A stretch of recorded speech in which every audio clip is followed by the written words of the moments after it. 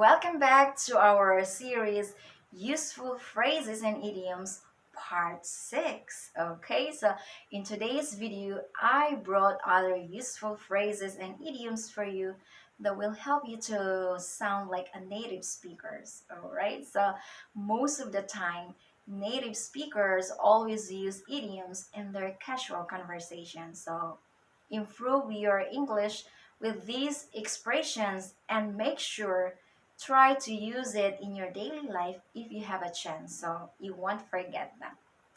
Okay, so let's jump on to the first one. Number one, we have to look up to someone. Okay, so if you look up to someone, that means you admire and respect that person. Okay, so here's an example for you that will help you understand better. When Jacob became a professor, a lot of people looked up to him. Okay, so what I'm saying is when Jacob became a professor, a lot of people admire and respect him. Okay, so they looked up to him, they admire and respect him. Okay, so number two, we have to follow in someone's footsteps. Okay, so if you follow in someone's footsteps, that means you do what the person did in the past. Okay, so here's an example for you. John's father was a basketball player, and now John wants to play basketball because he wants to follow in his father's footsteps. All right, so what I'm saying is John's father used to play basketball, and now John wants to play basketball because he wants to do what his father did in the past. Okay, guys, so number three, we have let someone down. Okay, so if you let someone down, that means you disappoint that person. You make them feel bad. Okay, so for example, Sam let her wives down when he forgot about their wedding anniversary. Okay, so what I'm saying is Sam let her wives disappointed him when he forgot about their wedding anniversary. Okay, so he let her wives down. Okay, so number four, we have at the crack of dawn. Okay, so this expression means this is a very early in the morning. Okay, a very early part of the day. Okay, guys, so here's an example for you. My mother-in-law doesn't like to sleep late at night, so she wakes up at the crack of dawn. What I'm saying is my mother-in-law doesn't like to go to bed late at night, so she always wakes up very early in the morning, okay? A very early part of the day. Okay, guys, so number five, we have to level with someone, okay? So if you level with someone, that means you are open and honest with that person.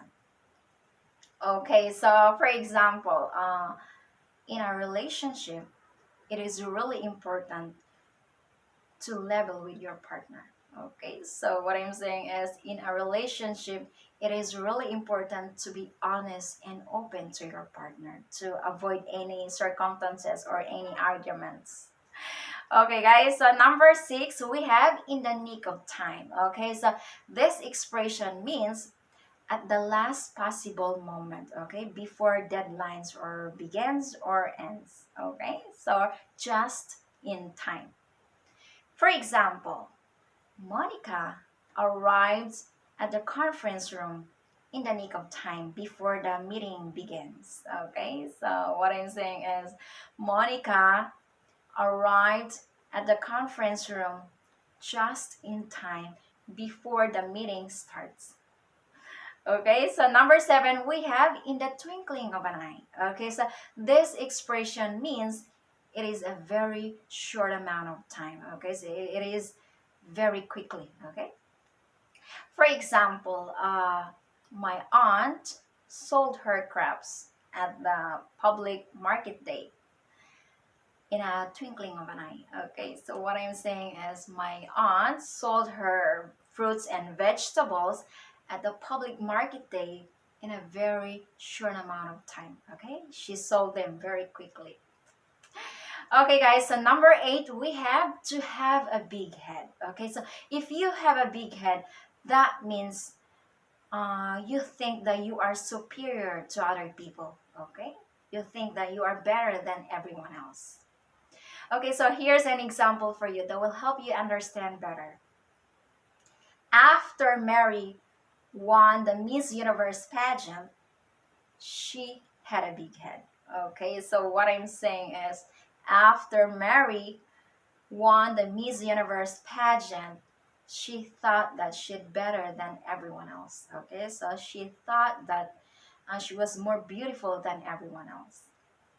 Okay, guys, and the last one we have underdog. Okay, so this expression means it is a group or a people who is not expected to succeed. Okay, so for example, Paul was an underdog in the tennis tournament because he was just 11 years old. And all of the players in the tournament were at least 18 years old. Okay, so what I'm saying is Paul was not expected to succeed in the tennis tournament because he was too young among of those players in the tournament, because he was just only 11 years old and all of the players were at least 18 years old. All right, guys, I hope you learned something today. And if you like this video, please give me some thumbs up and also shares. And also, if you haven't subscribed my channel, please hit the red button and also the bell so you will notify for the next coming lesson. This is Lynn from Easy and Fun English. I'll see you next time. Bye!